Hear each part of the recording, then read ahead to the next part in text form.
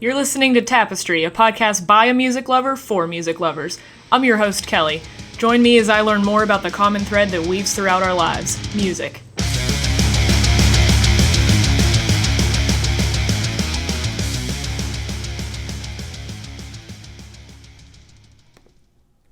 Thanks for joining me, as always. Today I'm going to be talking with Scott Acquavella, who's both the vocalist and the guitarist of New York-based progressive death metal band Cryptodira.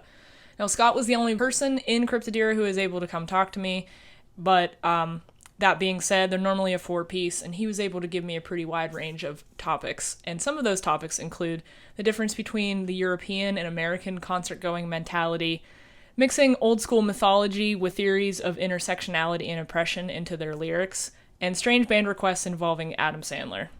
You're listening to a track off their 2017 album, The Devil's Despair, In Hell as on Earth.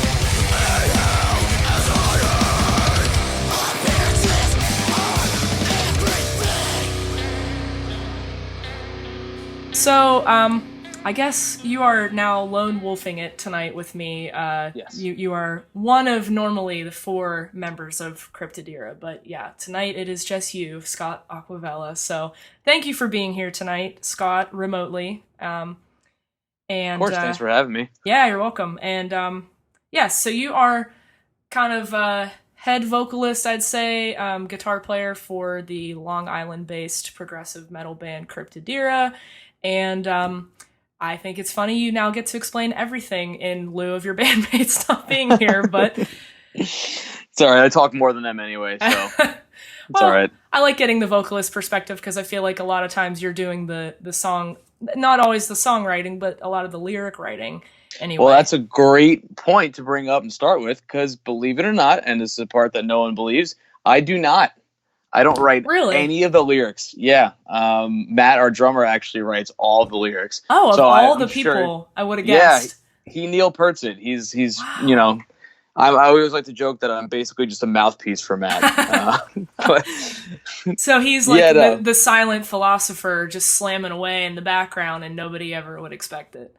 I wouldn't call him silent, but he's definitely the philosopher of the band, and just about all of the lyrics are based on psychoanalytics and philosophy, actually. So I can speak to him as much as I can, but the best perspective you get would be from Matt. I have no problem answering questions about the lyrics and concepts, but it'll definitely be the Fisher Price My First Lyrics version of them. Well, I had a lot of questions about them, so I will take what I can get. I'll take what I can get, but before I dive too deep into that, being that you're the only guy here right now, I mean, of course, I want to get the perspective of your role in Cryptodira or what you can tell me about your band while your bandmates aren't here. But at the same time, this is a podcast for music lovers, so it could be anything about your musical history, you as the individual. How did you find guitar and how did you start singing? What kind of led you to where you are now? Sure. Well, it's my musical history and the band's musical history are basically one and the same. I've known the guys in the band forever. Matt and I, our drummer, went to first grade together, so I've known him for about 20 years now, and I'm only 20. I'm turning 26. And Mike, our guitar player, I've known him since middle school and everything. So these guys, we weren't just a bunch of musicians who got together later on to try to form a band. We were a bunch of guys who discovered our love for music together. And by extension, the band sort of just became a natural extension of that. So I'd say when we were somewhere in middle school or something, Matt and I and Mike formed our first band. And, as our tastes progressed and everything, that turned into multiple different kinds of bands and different variations of the same band and ultimately landed at Cryptodira when we were in late high school. So, to me, I've never been a guitar player so much as just part of this band, if that makes any sense. Like Yeah. I like to practice, and I like to, those things are all super important to me. I want to be better at my instrument and everything. But to me, it's all just a way to say what we want to say musically. And it's all just a device to put out Cryptodira music. So I feel like, in a weird way, this band, like my musical history and musical like ambitions are this band much more than an instrument, which is probably why I'm not that good at guitar. I wouldn't say that, but well, but I think a lot of like young men in particular, when they're growing up, like maybe their dad passes down, like a love of Jimi Hendrix or Led Zeppelin or something, and then they grow up like wanting to be that superstar guitarist on stage, and it kind of sounds like you didn't have that aha moment. Yeah, not really. I mean, what's interesting is my family, all music lovers, but not so much where it was like a lifestyle. There's always music on in the car, there's always music on in the house, but it wasn't like, oh, my parents are dragging me out to see concerts, and oh, my family is sticking CDs in my hands and like, you got to listen to this. I sort of discovered it in a week, kind of on my own. Not entirely. Like my mom put on Green Day's Dookie in the car one time, and it just changed everything for me. And they're still one of my favorite bands to this day. I have no problem saying that. There's no guilty pleasures here, only musical loves, and I love that band to this day. And that's really what got me started. So maybe by accident, my parents gave me that, but none of them played music. I just wanted to play guitar so bad after watching all these videos of Green Day and just going like, man, Billy Joe Armstrong rocks so hard. Like the guy was just like an Energizer bunny on stage. And I think that's also where very early on my love for just energy and a live performance started. And I had that sort of like, call what you will. I'm not going to call it like a punk rock attitude because it's Green Day. It was a pretty commercial act, but like that sort of like, who cares attitude doesn't really exist in progressive music too much, right. At least, on stage. And I think that's kind of was like an early seed for that. But, so that was just me personally. The other guys, I know Matt had a similar sort of thing too, where his family wasn't exactly like, shoving rock and roll on him. But Mike, on the other hand, our guitar player, his family was very rock. His dad was just the absolute coolest guy on planet Earth. To this band, and he actually just passed away very recently, so yeah. May he rest in peace. But what an incredible guy, and he was a super important piece to this band getting started when we were young. He gave us Dream Theater CDs. Like he turned the corner from us becoming like just this like whatever rock or metal band into like actually honing the progressive sound. He was a super important piece of that. So kind of everyone's upbringings together really molded what the band ended up becoming. Everybody needs a cool prog dad. I have to say. But something just made me think about, well, one, I really appreciate the fact that you do not distinguish guilty pleasure bands, because I had a chat with a friend about that, and I used to be like, oh, well, this is my guilty pleasure. But I think any music you listen to, regardless of how corny it is or mainstream it is, if it has a lasting effect on you, then no shame. Of course. I have plenty of guilty pleasure bands. But two, the thing you said about what Cryptodira does and you guys do, now that I've seen you live, and I can completely confirm that your onstage energy is just insane.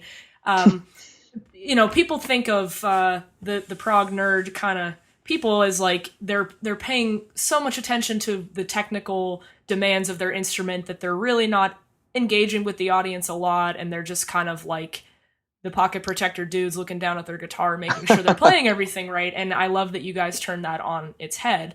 The thing I was going to ask was, you guys are from, close to, well, I guess Long Island. Mm-hmm. And I don't know the history too well, but I know even to this day, bands like Moontooth, Husbandry, all those sorts of things. There's a big hardcore metalcore sort of scene there. Like, was that still pretty prevalent when you were kind of bringing up the band? And do you think any of that like super high energy stuff at shows kind of contributed to how you guys play live?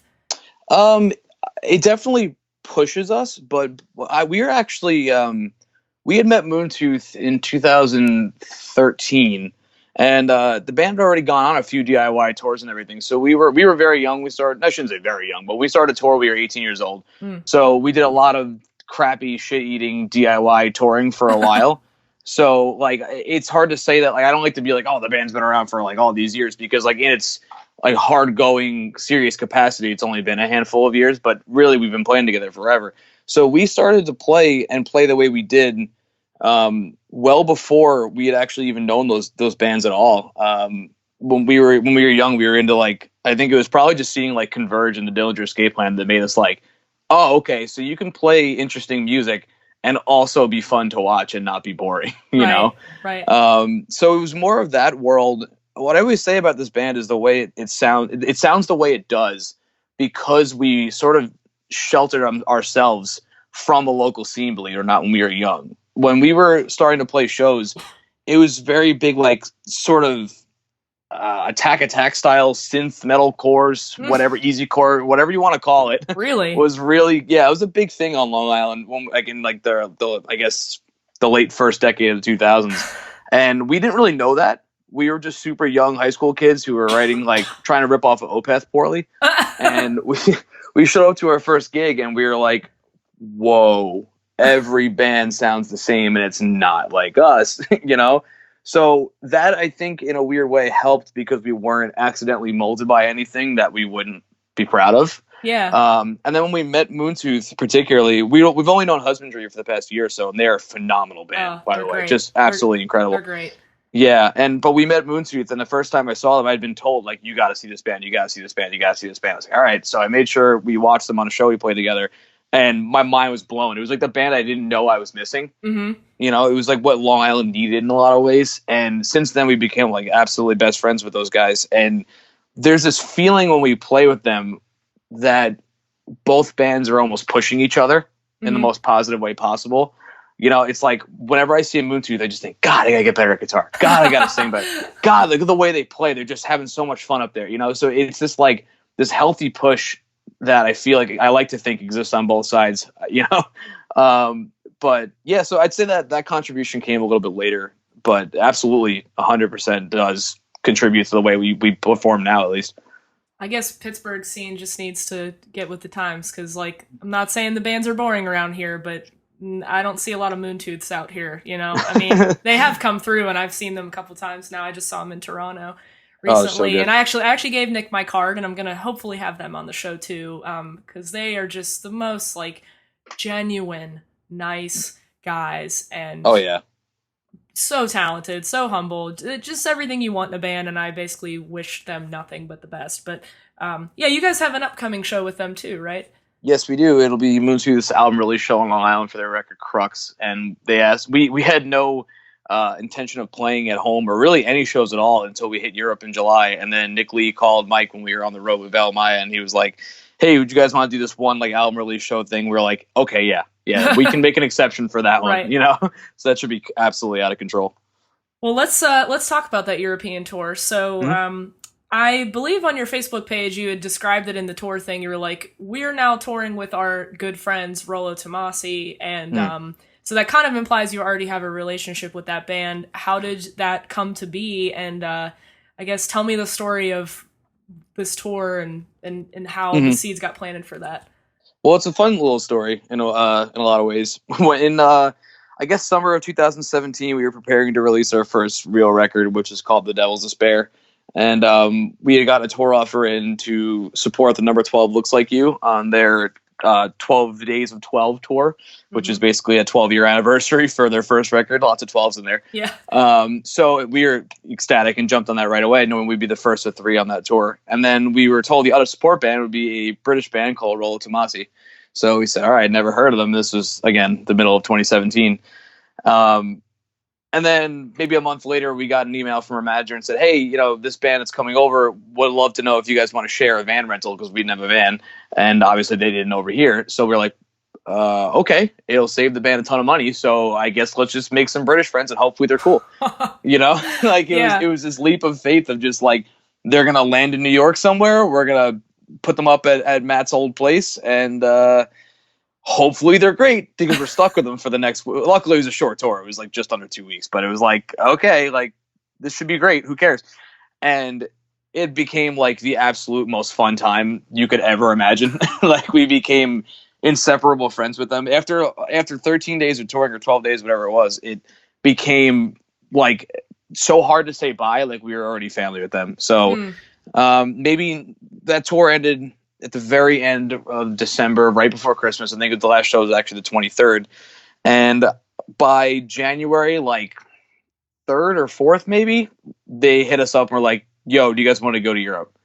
We were like, what? Like, Okay. we didn't expect, like we knew the band would one day go to Europe, hopefully, but we didn't expect it to be that soon after their first record was out. And we were like, okay, let's do this. Let's go to Europe. So we went to Europe last year with them and another incredible band called Palm Reader.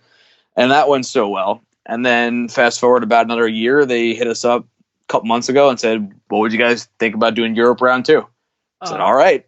So, yeah, that's about as simple as that one gets. We're going over there again. They're fantastic, too. And, like, incredible. I just see, I hear their name in a lot of people's mouths. Like, not only because of Eva, but just the energy that band has. And I think people hear them for the first time and they're just like completely blown away by the power of their music. And that had to be awesome. Like, how was your response over in Europe? Because I'm kind of assuming that a lot of people didn't know who you guys were at all. And then to show up, like, was it pretty much positive? That was fantastic. Yeah, there's a different sort of feeling over there. And that's not to slight the States or any other place that we've played, but there seems to just be a different way that they consume music over there and consume the live show. Like, for example, we would play maybe a half hour after doors and it was a 3-band package and there was no local bands on almost any of the shows. I think there were 16 shows and there was 2 local bands the entire tour. So, that's a little daunting for a band that's never been over there. We're thinking like, okay, no one's ever heard of us. No one's going to show up early. No one's going to care when they watch us. It's going to be like basically starting from scratch like we did in the States all these years ago. So it was the opposite though. Everybody turns out early. Everybody watches every band. The shows are a little bit shorter because there's only 3 bands. So there was this sort of feeling of, yes, there's only 3 bands. I'm just going to show up and watch them all. It wasn't this 6 or 7 band package where it's like a marathon to watch. Yeah. So the response was incredible. There's a lot more of like you would play a clean part and you didn't just hear a whole room of people talking to each other, like ignoring you. It was just like this fixation on the band. And it just seems to be a little bit of a different mentality and a different way of treating an artist that's performing.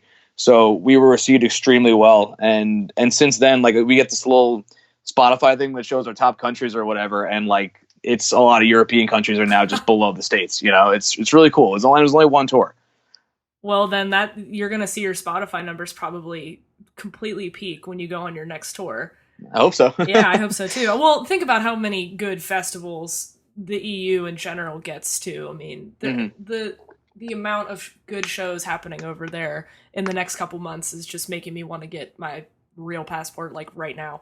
There's a lot going on over there. But as far as the States go, I mean, in general, like, I was just looking back at some of the tours you've gone on and some of the people you've played with, and like, you guys are really running the gamut when it comes to progressive superstars right now. A lot of these little smaller bands. I mean, I know you've played with Others by No One, Johnny Booth, Strawberry Girls, obviously, and I actually have the tour poster about 3 feet from my arm right now, the Veil of Maya poster that I saw you guys at. But is that like a feeling of, okay, I think maybe we've made it? Like, is getting on all those tours a measure of your success, or like, what do you kind of feel like has been the carrot on the stick, like, propelling you guys forward? It's rewarding for sure. I mean, it's a tough question because we write and play music because we love to write and play music, right? But then we also love the connection. We love the connection because we get to play with, like, in front of a lot of people, and of course, you get to play with these bigger bands. You get to play in front of a lot more people. So on some level, yeah, it's definitely feels like a measure of success. But I don't think anybody in this band feels on any level that we've quote unquote made it. We are still so hungry and we still have so much more that we want to do and know that we ultimately will do. But there is also this degree of gratitude of, when you're standing around at a sound check at some venue like the Gramercy Theater in New York, where we've seen so many shows as kids, there's kind of this moment, of staring out at the empty venue at a sound check and just going like, cool, I'm on this side of the gate this time. Yeah. I'm not in the crowd, and I'm playing with a band like Veil of Maya, who I listened to in high school, and we're playing before guys like Intervals, who are just absolute monsters on their instruments, and it makes you just look around and go, do we even belong here with these guys? So it definitely feels like, I'd say tour offers and stuff definitely are feel like a measure of success. There are rewarding moments, but then it creates a new hunger the minute you're home from that tour. The second we get home, it's like, okay, yeah, the big thing in our brains was like the Veil of Maya and Intervals tour, and then that's over. Then it's like, okay, now what? Now where are we going? What's the next step? Who can we bother next to take us on tour? You know, who could hopefully notice the band next? So, yeah, no, there's definitely that feeling about it. In terms of who you think you would like want to have eyes on you guys, what would be probably like dream tour for Cryptodira? How realistic are we talking? Why don't we do like a okay, I could see this happening, and then well, maybe in 12 years from now tour. Right. Okay. Well, start out at the top. The craziest thing I can imagine would be like if we went on tour with like Dream Theater or Tool or something. That's like, you know, and the only reason I bring up Tool is because like I know years ago Intronaut got to open a nice West Coast string of dates for Tool, and I'm thinking like, okay, we've played with Intronaut, I've seen Intronaut, the venues they play are similar to the ones that we've played. Not that we're even remotely close to as big of a band as they are, but the point is like, if a band of that stature can get noticed and picked up by someone like Tool, I guess why couldn't we? Right. You know, right. So that would be like a next level like meteoric type dream, but like on a slightly more but still kind of ridiculous level. We would love to go out with Between the Buried and Me because they sort of helped shape the sound of the band when we were young. I'm actually surprised you guys haven't by now. Yeah, I wish. Oh God, we played one show with them when we were unsigned. We just kind of were like the local opener on the Long Island date, and even that was an early taste when we were, I guess, like around 20 years old or something, of just being like, okay, this is what we want to do. I want to play shows like this every day, you know, because we were playing dive bars consistently, and then we just sort of, you know, begged our way onto that show in a lot of ways. And those guys were phenomenal. They treated us like any other band on the bill. They did not act like we were a local band. I don't have enough nice things to say about the way they treated a bunch of kids that day, really. Mm-hmm. So that would be a step that I would absolutely love to take, for sure. And I would have loved to tour the Dillinger Escape Plan, but they're not a band anymore. But we did get to play with them twice too, so that was cool. Yeah, you got that off your bucket list. I have heard people pretty frequently use Between the Buried and Me as kind of a way to describe what your band sounds like for people who haven't heard it, at least in some regard. Mm-hmm. And I think every musician probably feels a little differently about being compared to another band, but there's only, there's only so many unique things you can do. And I hear some BT Bam in your sound a little bit, but yeah, of course. That's a favorite band probably of everybody in your band, correct? Yeah, I mean, believe it or not, Jeremy was a little like late to the party on that, so he kind of missed the boat on them. So, but he's also the latest member to join the band, so in terms of forming the sound, that was sort of the groundwork had already been laid. And on being compared, it's like, yeah, does anyone want their entire life's work to be compared entirely to somebody else? No, but I don't look at it that way. I look at it as reference points. If someone says like, yeah, they have this BT band like type sound, I think that gets someone's foot in the door to listen to your band, and then they can decipher the nuance themselves later. I don't take any offense to that. It's not like anyone's going, oh, it's a BT band ripoff. It's just like, yeah, you can hear that in it. And it's just some things that are just objectively true. I'm sure I don't know the experience of listening to my own band objectively, but I'm sure that's there because everyone says it. So fair enough.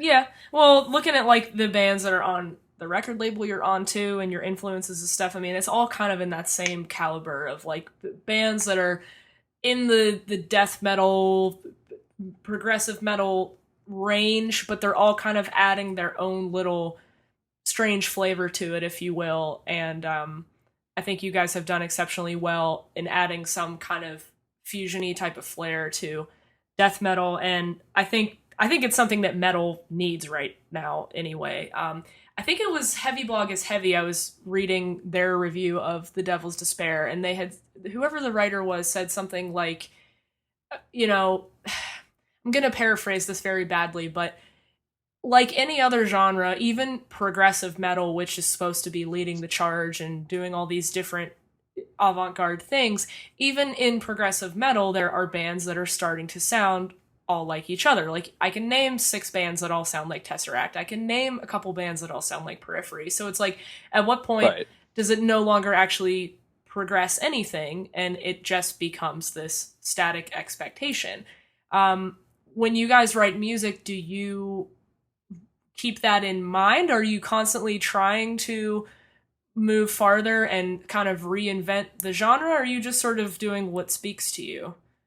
Well, first of all, I do remember reading that as well, and I remember loving that little bit, because it is true. I've kind of felt the same way, where I'm like, at one point, does progressive just become more of a genre element and less of what the word itself actually means?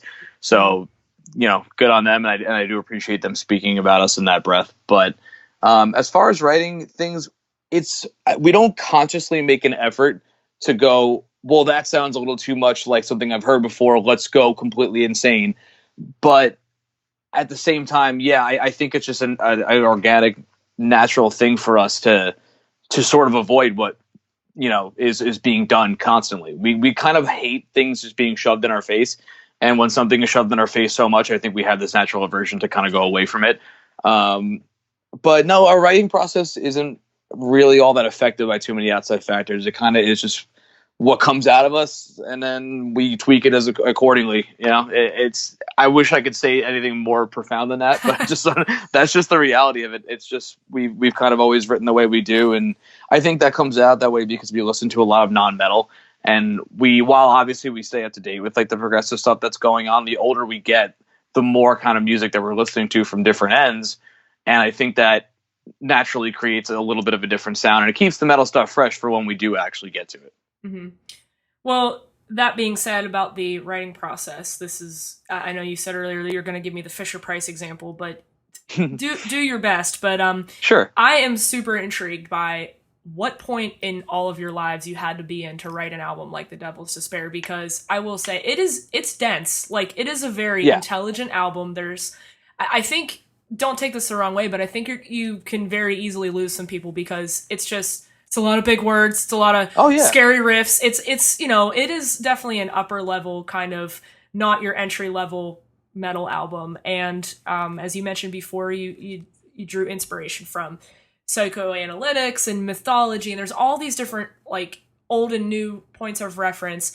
I just can't ever figure out how people as a band decide, okay, this is going to be our theme, and we're going to juxtapose all these elements together, both language-wise, vocabulary-wise, theme-wise, let alone musically. How does something like that all come together, and who's kind of like, is it Matt being the point person with the lyrics, and then everything else sort of falls in around it?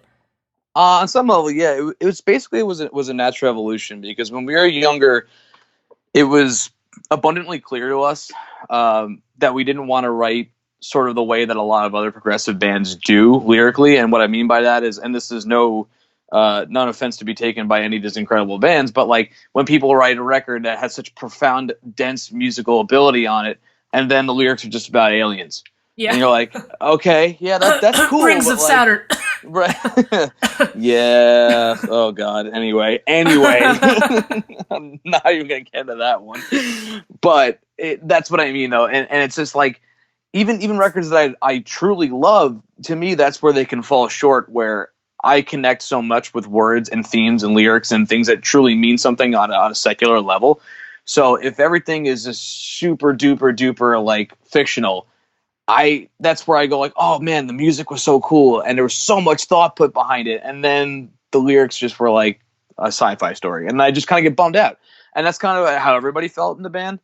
So then around that time when we were finishing high school and stuff, Matt's sister, our drummer's sister, her name is Mary, she got very involved in the slam poetry scene at the school she went to, and at that point was introduced to a lot of people from a lot of different walks of life, and as a result was introduced to sort of this intersectionality theory revolving around oppression, and folks who come from different walks of life that we come from a place of privilege. We learned very quickly, and she had sort of started to educate us, and it got Matt's brain ticking really hard, and started to learn so much about psychoanalytic theory and the way people treat each other, and this, that, and the other. So the band's lyrical message essentially entirely revolves around that, and it dives into different parts of that, but it basically, everything we write about has a real world implication. So like the song The Fascist Fantasy is literally in the title, it kind of explains itself. It explains the way fascism has risen and the way it still exists in today's day and age, and the way that people of color and people, of all different walks of life are treated so poorly for just being born the way they are. So it's this progressive music that has a real world edge. And it may even off the bat from the lyrical booklet not even look that way, because it does read like a philosophy text. But I can say for sure that on the second record, it's going to be a little more in your face and a little more easily decipherable. Whereas the first one, much like the foreword of a book, sort of lays out the abstract themes, and then we'll get into more specifics. And that was entirely planned. It's not just Matt going, oh, I need to be more specific. Oh, I don't want to lose people. It's more like, no, these were my concepts, and now here's my example. So album one is very much like that. Like if you look at Medusa Misgendered, Matt creates a metaphor, and like in much of this mythology, it says Medusa looks at somebody, Medusa being a woman, looks at somebody, and it turns them into stone. It takes away all of their humanity. It takes away their personality. It takes away everything and turns them literally into an object. So, the very most simplifying way possible, and I'm not doing Matt's lyrics any justice here, it's as if to say that Medusa was misgendered, which is the last line of the song over and over, or second to last line of the song over and over, as if to say, is it the feminine gaze that does that to people? Or is it the masculine gaze that generally does that to people? And this is just sort of like, it's like a masculine fear, like, oh, women are cold, women do this, women do that. But in reality, the objectification generally comes from the other side of that spectrum. Right. So it's as if to say, like, are we sure that Medusa was a woman, basically? Yeah. And so again, I am completely oversimplifying all of this, but it's the best way to sort of describe where we're coming from on something like that. Well, when I was doing my research, let alone listening to the album over and over again, because, oh no, I have to listen to this great music. But I kept trying to figure it out. Like I was reading the lyrics to the best of my ability and just thinking about the delivery, and like you guys have recurring lyrics and right, themes from start to back on the album. But I was getting a little bit of a different feeling from it. I mean, there's definitely things where you touch on like the recurring themes about death and freedom and truth, and this, juxtaposing like materialism with happiness and fulfillment. And I was just like trying to package it all together in my brain. That's all completely part of it. And again, like I said, I'm just giving sort of a grassroots version of it. But no, those are all actually humongous themes in the record. Yeah, absolutely. Especially The Gods of Epicurus, you talked about materialism. That song is a song about commodity fetishism. It's the only song on the album that's written from a personified perspective where it's I, but it's really an object speaking to a person. So these are all it's great that you're picking up on that. And Matt always says, like, yes, I had my motives for writing these things, but I also want people to take what they can out of it. So that's just as valid as anything else, really. Right. Man, that's you guys are the feminist band I didn't know I needed, I guess. But my all-time favorite band is Protest the Hero. Incredible band. Yeah, and I actually did my thesis project in college on them because I was so taken by their lyrics and the way they can kind of write about these broader social topics. And yes, sometimes it comes off a little diatribe-y, but for the most part, I think it meshes really well with the music, and the message is very clear, but the way they deliver it is always kind of with this sort of coy, kind of sarcastic, is this really how you feel, or is this really what we're trying to say?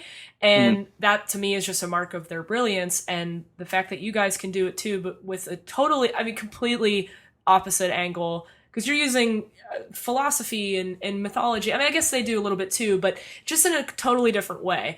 That's impressive. But now I guess I'd have to ask Matt this, but did he ever say, like, what was the reason that he kind of wanted to go backwards in time and pull some of these older myths and themes out, as opposed to, I don't want to say modern buzzwords, but he kind of chooses a historical point of reference to deliver this message as opposed to a modern one? Yeah, I mean, you're right in saying it would be a better question for Matt, but I know he uses these timeless classic myths because he likes to dissect them. And like I said, like, he literally pulled apart the Medusa myth as opposed to using it. So he used it and then said, no, here's what it probably actually should have been. So it's a way to take things that people are eternally familiar with and explain them with brand new concepts. Plus, history repeats itself over and over and over. And there's a reason why these myths are as classic and as timeless as they are.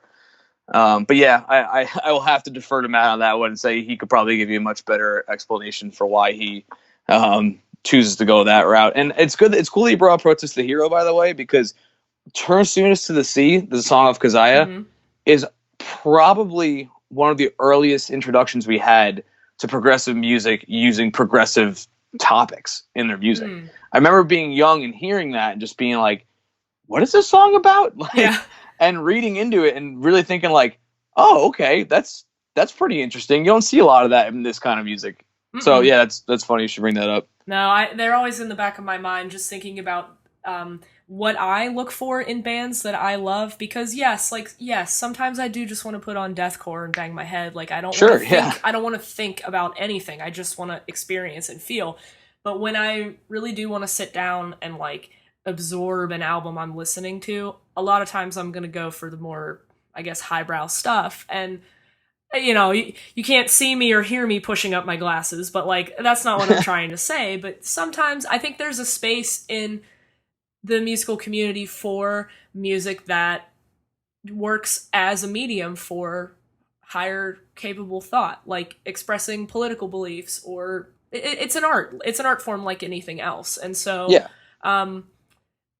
you know, sounds like all four of you guys really work well together, and you kind of finish each other's thoughts and know what you want. Like, is there a reason that, musically speaking, like, okay, music was the avenue for this topic, as opposed to you guys all decided to go open an art gallery and paint about it instead? Right. Well, just when we were young, it was just like you said about deathcore, wanted to bang your head. We were just moved by music. It was just what connected the band together when we were young. We were just so obsessed with, like, at that point, it was like, oh my God, I discovered Tool. Oh my God, I discovered Dream Theater. There is such a world of music out there that I didn't know existed. I didn't know music could be this interesting, is more or less like the only way to put it. So yeah, when we started to play, it was just because we were obsessed with just the absolute primal urge to play music. It was just fun. And then the older we got, it started to become meshed, because the band had become such an entwined part of our lives. And at this point, it's hard to imagine myself not being in this band. It's my entire identity. It's my entire personality almost. It's just, we all live and breathe this band at this point. So when it came to expressing ourselves politically, artistically, etc., it just was the only medium to do it. And we started at this point, we had started to build a small bit of a platform. And it's like, well, we can use this for nothing, or we can use this for something. We can use this to say something that's actually important, to say that could actually affect somebody, or, you know, create any kind of change, or just make one person hear an interview like this and just go, huh, that's pretty interesting stuff, and then get them on board with something. Right. So it was just the only expressional outlet that we had, and I can't think of any other way of doing it. Matt's also part of the PSL, which is, oh God, I'm gonna totally screw this up. Party of Socialism and Labor, or something like that. Okay. Oh, someone's gonna hear this and think that guy is such a dumbass. He totally lost that. No. But yeah, Matt does his own political activism in his own personal life as well too. So it's not just within the band, but yeah, it's just the only way we've ever known how to do anything. Wow. Huh. Yeah, see, I mean, I didn't get to meet Matt when I saw you guys at the show. I was watching him because I'm a drummer, and I was just like blown away at his drum kit is the strangest setup I've ever seen, and it must work for him, but it's like weird in a great way. But I was just watching him, and I'm thinking, like, he seems like the just come in, wreck everything, do a great job, and then get off the stage kind of guy.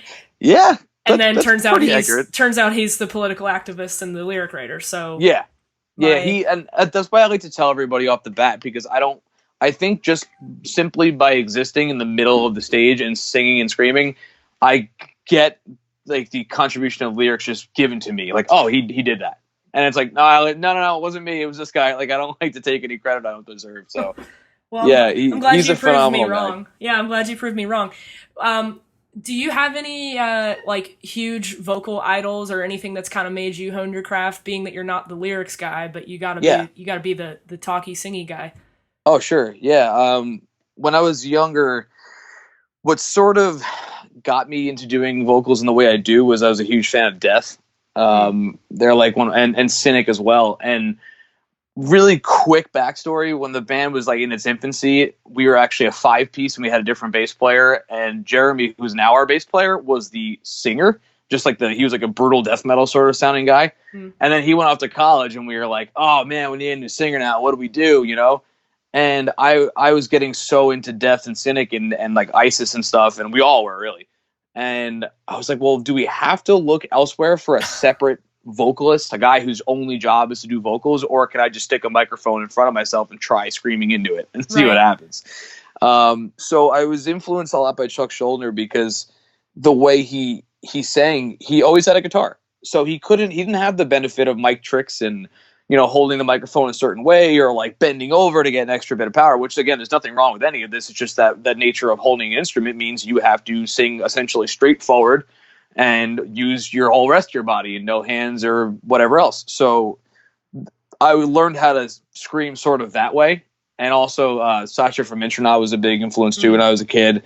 So pretty much all of like the guitar playing singers / scream guys were like the guys who got me into it, you know? All of the Florida death metal scene, because I saw you had Atheist as an influence too, also fantastic band.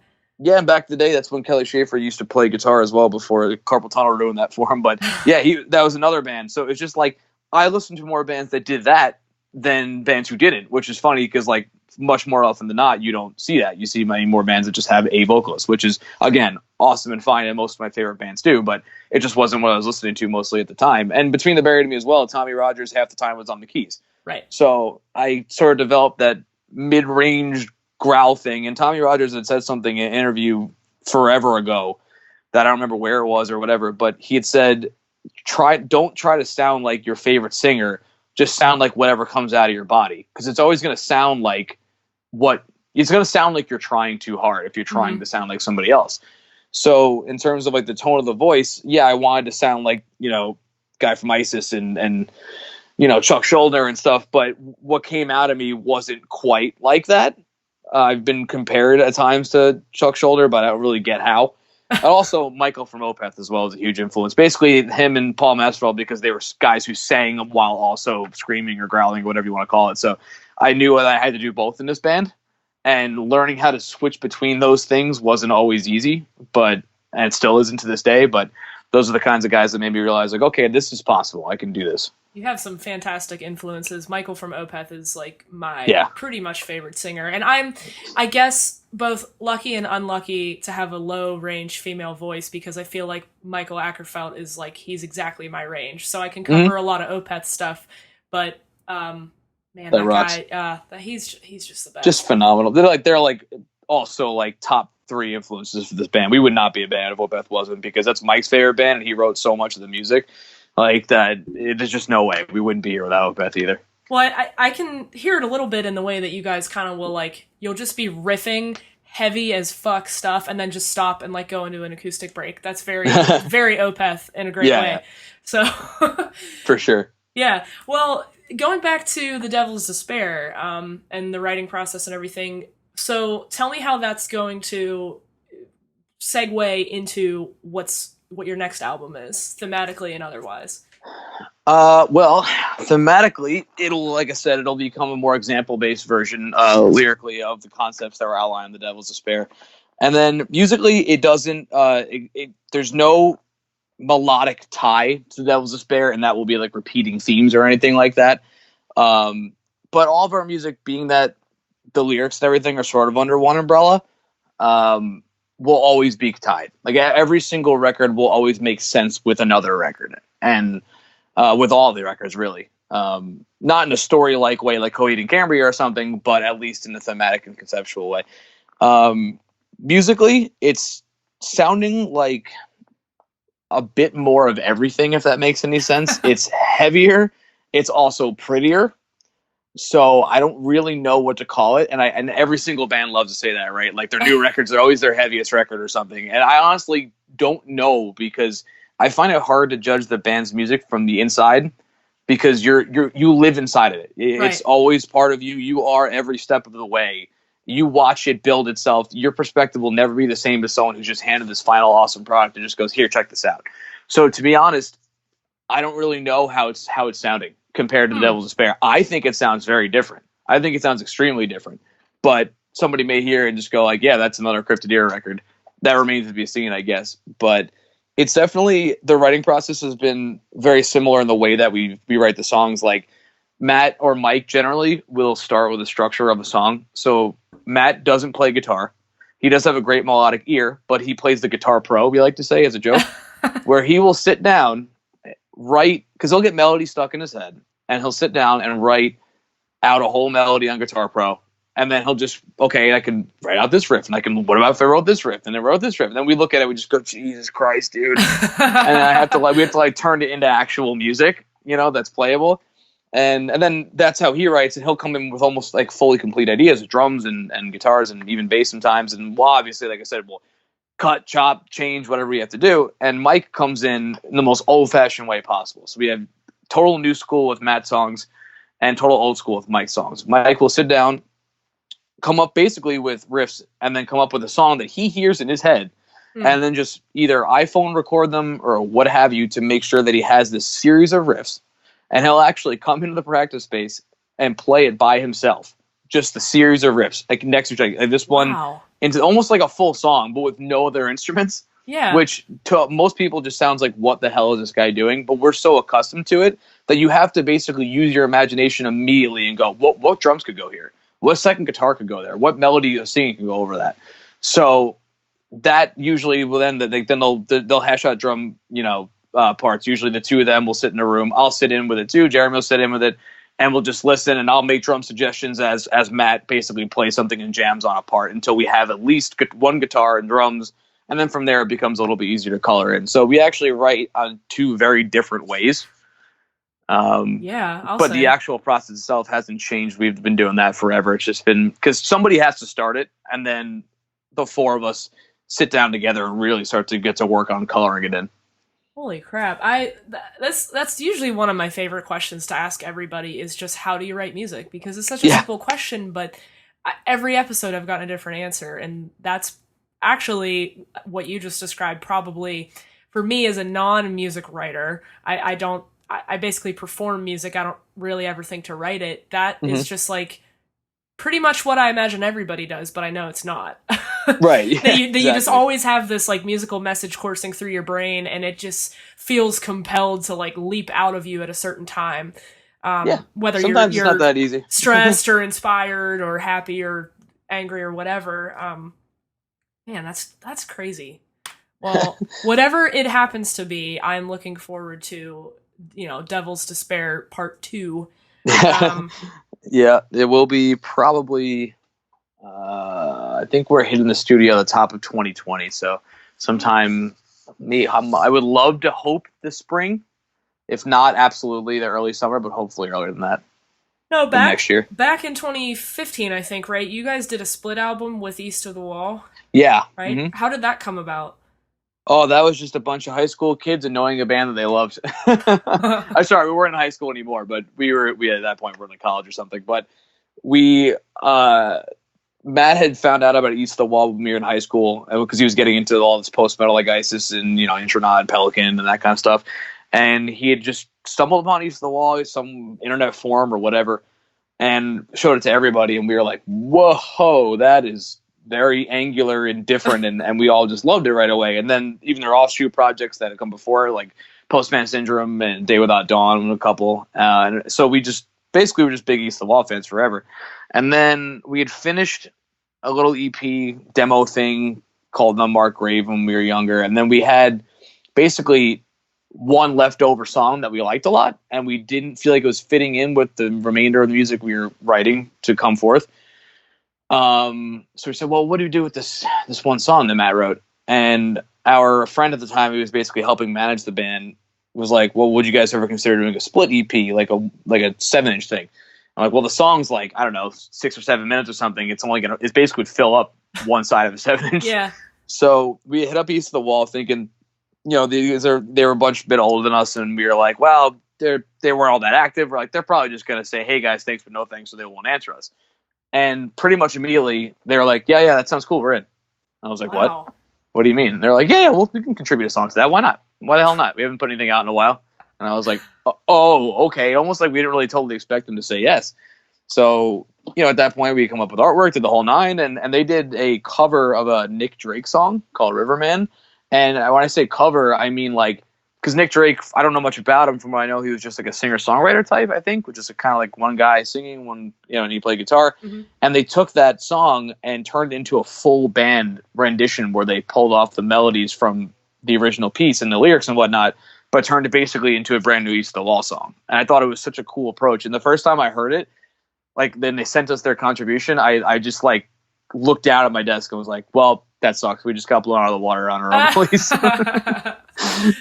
So it was a cool, humbling thing. We got to play a few shows with them to start. We've since maintained, a friendship with those guys, and it's just really cool. That was like the first feeling of, becoming acquainted with or playing with a band that you grew up listening to. It was a very rewarding feeling. Yeah, that's got to be like the ultimate dream. And then they obviously came back because their album from this year was phenomenal. It was so crushes. good. I was completely new to the band as of this year. I had never heard of them, and then I so good. Went back and plucked a couple things out of their discography. I was just like, there is not another band out there right now really doing stuff right. The way they are. They sound totally different. Unique. It's so unique, and they've always been that way.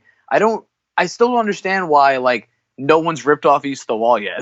Yeah, they're doing some crazy stuff. And I did forget to ask you, this should have been like question 1, just because you are in the band Cryptodira, but Cryptodira is, it's essentially a suborder of turtles and tortoises. So do you guys just really like turtles, or how did the band name happen?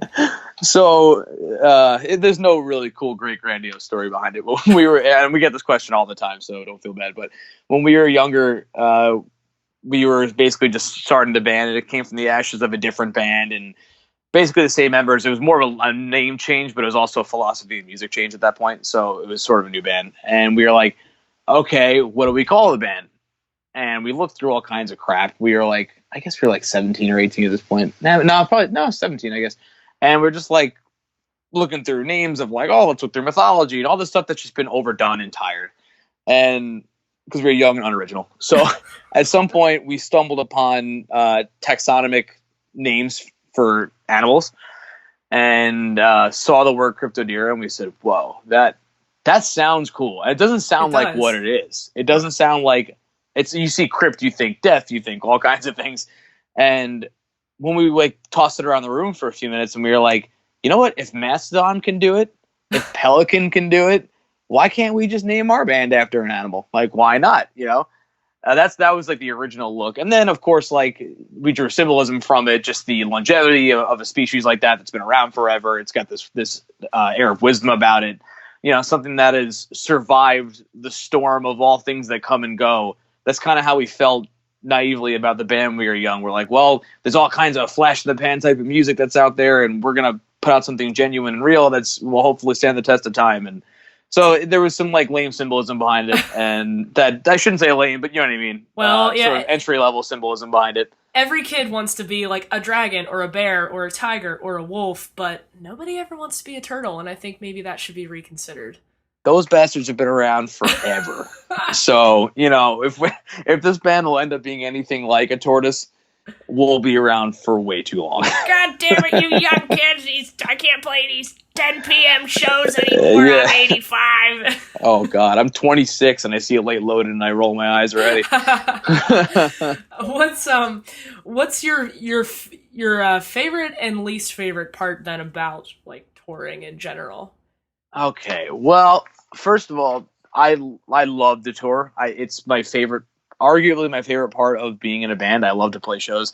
So the best part of tour really is two things. One, playing the shows and connecting with people on that sort of artistic musical level. There's just, it's obviously as corny as it gets, but there's just a high that's produced that simply can't be replicated.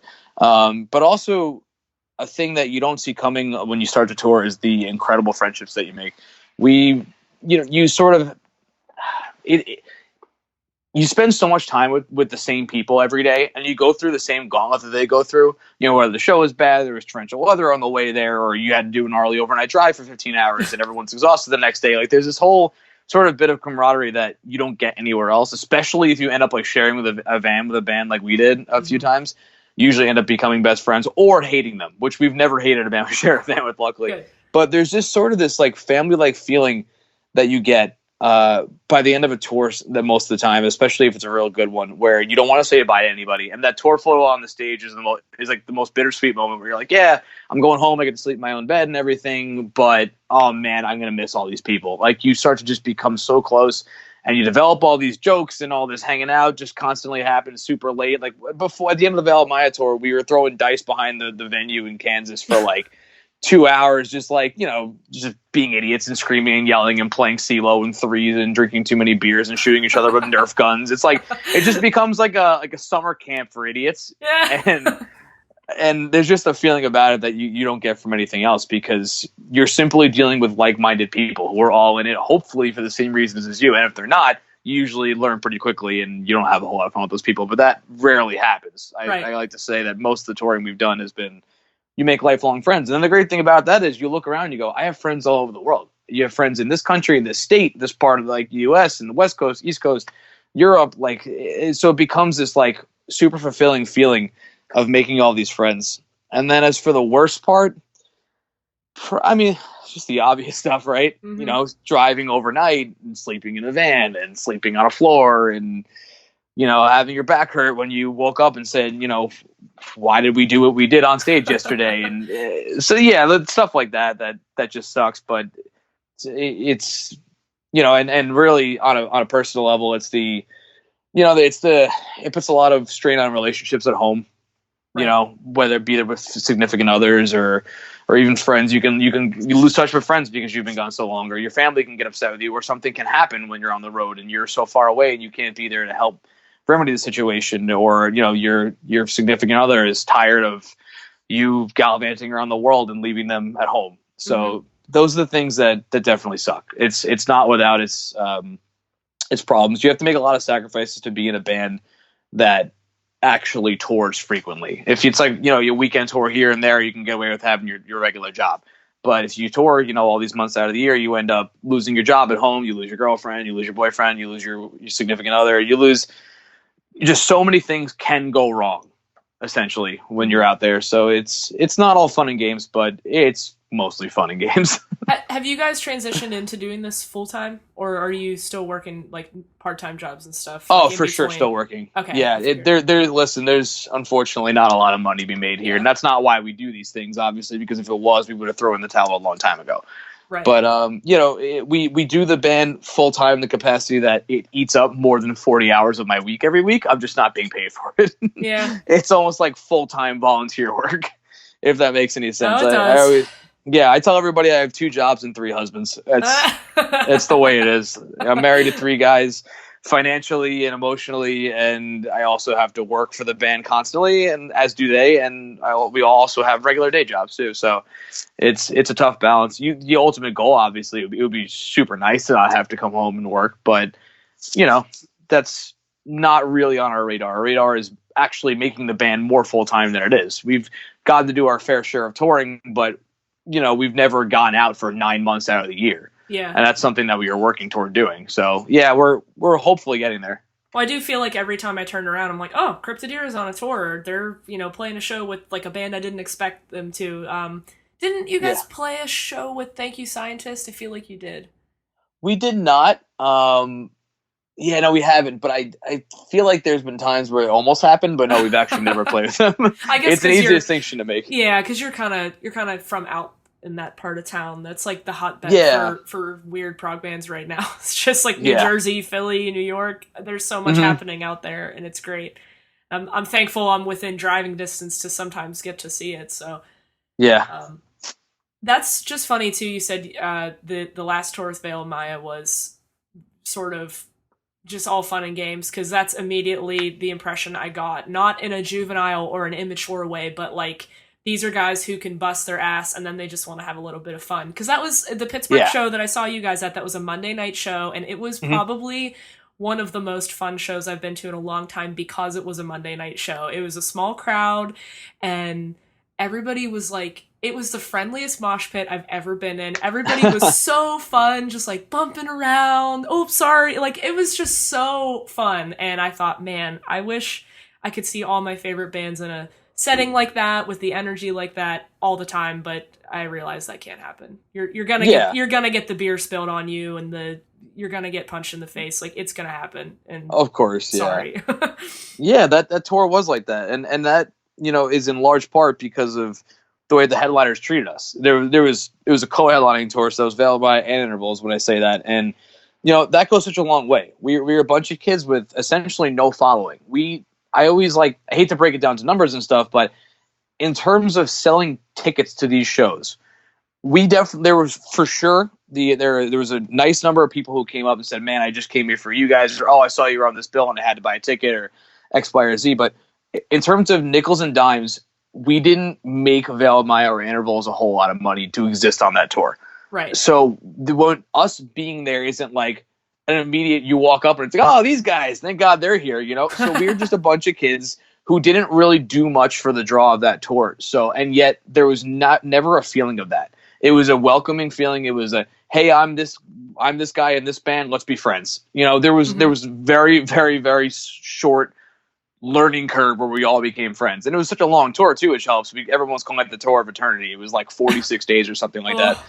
And that's only made possible by a band being as hospitable as those two bands were, by saying, yeah, there are no boundaries. Yes, our dressing room door is open. Hey, why don't you come do a shot with me? Hey, why don't we get lunch together? Like, that kind of stuff goes such a long way for a small band doing a nice sized theater tour like that, especially when we're not accustomed to doing that. We're used to playing dive bars. So to be invited into that setting, not treated like amateurs, was just a huge thing. It really is huge. I'm truly happy for you guys, because I think you really deserve to get out on those bigger tours, and that is going to be super exciting with the Rollo Tomasi tour. And I interact with a lot of European music lovers. There's that Discord server that I bring up in like every episode now. It's the Images and Words Prague Discord. I can send you an invite if you want, but sure. Lots of people hang out in there. And actually, right before the interview, I hopped on, and Max from Others by No One happened to be on, and he said, damn it, I should have taken a screenshot, but he said, I was like, oh, I'm gonna be interviewing Cryptodira, and he said, ask them if I'm gonna screw this up. He was like, something about freak shit. Oh yeah. I don't know what that's about, but he was like, well, tell the homies I said hi. So it's just cool. It's like a little it's just a little space where a bunch of, you know, smaller bands and fans and stuff hang out, and it's always cool getting to talk to people across the world, and you end up, oh, I love that band, and I'm thinking, you know this band? Oh, great. Right. Okay. Yeah, that's funny. I think he's probably referring to when they got off stage and the show was over. Actually they didn't play last, but you know what I mean? Everyone was all done, and we were hanging out for a minute, and I said, like, yo, you guys were so good. Like, that was true freak shit. That's what I call it. Like, it was true, because like, you know, we were shocked because, you know, that was an off day show of the Veiled Maya tour. So basically the actual tour itself had a bunch of off days, and in those days we tried our best to book shows with just Strawberry Girls, so that way we can, like, because we're smaller bands and we don't make as much money, so it ultimately would be good for us to just be able to play every day that we can. Plus we just love to play, so let's go. So we had booked a show in Ohio, and Others by No One was one of the local acts, and we had never heard of them ever. And they're great. I was just kind of sitting off the side of the stage and just watching it. I'm just going, what is going on? Like, this is like true. Like, we see, like, okay, like, quote unquote, like we talked about before, prog metal bands, they just end up being what you've heard before. Right. And I'm like, that was truly weird. Like, that actually made my brain think a lot. So I appreciated that. And that's, so I think, I forget who it was from the band, but I said, like, man, that was some true freak shit. Well, I will make sure that one or all of them hear that again. Please. They're phenomenal. But okay, speaking of freak shit, the only note you made on the form I sent you was out of place was the comment about Adam Sandler. What is the deal with Adam Sandler and Cryptodira? You're gonna have to read me back what I said exactly, because I think I remember. I know the deal with Adam Sandler and Cryptodira, but I forgot what I wrote. It was something like, please feel free. Don't bring up Adam Sandler because you're gonna have band members arguing with each other, but you're the only band member here, so. Honestly, I hardly remember why I wrote that. We've always just made jokes about like old Adam Sandler being kind of funny, like Billy Madison and whatever. And even though all this shit's juvenile, it's not actually really funny, but it's like kind of surface level funny, you know? Right. But this all stems at least from. So when we were younger and booking DIY tours, we had a friend who was managing the band who was actually in the real music world. Like he was an agent for United Talent Agency, and he also booked shows on Long Island. So he would just sort of on the side manage us because he was a friend and he loved the band and he wanted to help us in any way we could. So when we were booking one of our DIY tours, he's like, all right, so I'm going to show you guys like how real bands, you know, take care of shows ahead of time, like with advance sheets and technical rider and all these things. And also your rider of accommodation. So he's like, we're like, well, we don't need a rider. Why do, like, no one's going to provide us anything we ask for on a rider. We're playing like, I don't know, like Jimmy's Crab Shack or something in Kentucky. So like, who the hell would act? We don't even have a dressing room to put the shit on from a rider. So he's like, no, we're going to make you one anyway. So we just wrote on it like, you know, water, a case of beer, and like a vegetable tray and peanut butter and jelly or whatever the hell. And the last thing we put on it was any Adam Sandler, a DVD or Blu-ray copy of any Adam Sandler movie pre-click. And just hoping that one day we'll walk into a venue and like Happy Gilmore or like Mr. Deeds will be on our dressing room table or something. And we stole that idea from Protest the Hero, ironically, circling back again. They made a joke once about putting on their rider any movie starring Dennis Quaid. Oh, that's such a them thing to do. Yeah, and I remember seeing an Instagram post once forever ago from the band, like, we've been doing this for years, and finally somebody gave us one. And it was them holding up a DVD of whatever movie they had gotten. So we were cracked up. So have you ever gotten an Adam Sandler DVD? Oh, come on. Okay. To be fair, we haven't sent it out I think we sent it out on only that tour. And that was like 20 days or something in like 2015 when the band was even smaller than it is now. Well, so I would love to do it now. I don't think it would change anything at all. I think anyone would look at that and just shake their head and go, absolutely not. I'm not sending our runner to Walmart to dig through the bargain bin. Like, it's just not happening. So I would like to think that one day we will do it again in hopes that somebody will actually do it. But it hasn't been sent out in forever. I will get back to you if it ever does. That is awesome. Well, all that does is spark in me, if you guys ever play out this way, or I can make it to another show, which I hope to do at some point, I will just bring you a DVD copy of like Billy Madison or something. But that would rock. That's awesome. I won't even say anything. I'll just walk up on stage and go, here you go. I will pee myself laughing. That'd be so funny. Well, now that I got that out of the way, I suppose I should wind things down with my usual last question, which is, if you had to choose just 3 albums to listen to for the rest of your life, only those 3, what would they be? Wow. That's a hard question. Okay, this is gonna be off the top of my head, so don't hold me to this. And I've reserved the right to change this in conversation with anybody who listens to this. But this is not necessarily my favorite 3 albums in the world, because I'm thinking if I only have to listen to 3 albums in the world, I'm going to need some kind of diversity. Because if they're all like 3 heavy albums, I will freak out. Right. So that being said, I would probably keep Colors by Between the Buried and Me, just because it's such a fun experience, and I seem to get something new out of it almost every time I listen to it. And it's been like, I guess around maybe 10 years I've been listening to that album now. So yeah, that if there's something that keeps feeling fresh, I would have to take it. So I'll take Colors. I will take Circus Revive's Juturna. Oh, good choice. Good choice. Oh god, one of my favorite bands in the universe. Me too. On Letting Go is in my top 3. So hell yeah, absolutely. And I actually listened to that on the way here, on the way to record this interview. Yeah, 100%. I'm incredibly obsessed with that band to this day. So I'll take Juturna because it's got a different feel to it and everything. And a third record, my gut just keeps saying Trace and Error from Cynic because it's one of my favorite records in the world. So I may have to just go with my gut because it's a metal album, but it doesn't have that abrasive sort of feeling that you get from listening to a metal album. It's just so pleasant and it's so quaint and short, and it just wraps up with a pretty bow, and it's one of the most perfect albums I've ever written, if you ask me. And it kind of like sends you into another universe. So. Yeah. So it's like, it's a quote unquote metal album, but you can kind of close your eyes and listen to it. So I'm thinking about like what my life would be like if I only got to listen to 3 albums forever, and I can't bring myself to bring anything super abrasive. between the colors is enough. That's a super abrasive album at times, but it's also beautiful. Well, you also get like country hoedown in the middle of colors and some other things. So you picked a very diverse album there, though. Okay, all right. Well, that's always my hey, I'm gonna piss off my guests by asking them this, but people always have different reasons for choosing what they choose, and that's a great set of 3. So thanks. Well, I don't have any more questions for you, Scott, but is there anything else you want to mention, or? Just, the normal stuff. Listen to Cryptodira. We're in, I don't know, every single place you can possibly stream music. Spotify, Apple Music, whatever, the whole rundown. We have a record out called The Devil's Despair on Good Fight Music. It's pretty cool, I think, so I prefer if you checked it out than didn't check it out. It's pretty cool. Thank you. We are hitting Europe and the UK with Rollo Tomasi in July into August, and that should be pretty cool. So if you're over there, please come to a show. It'll be awesome.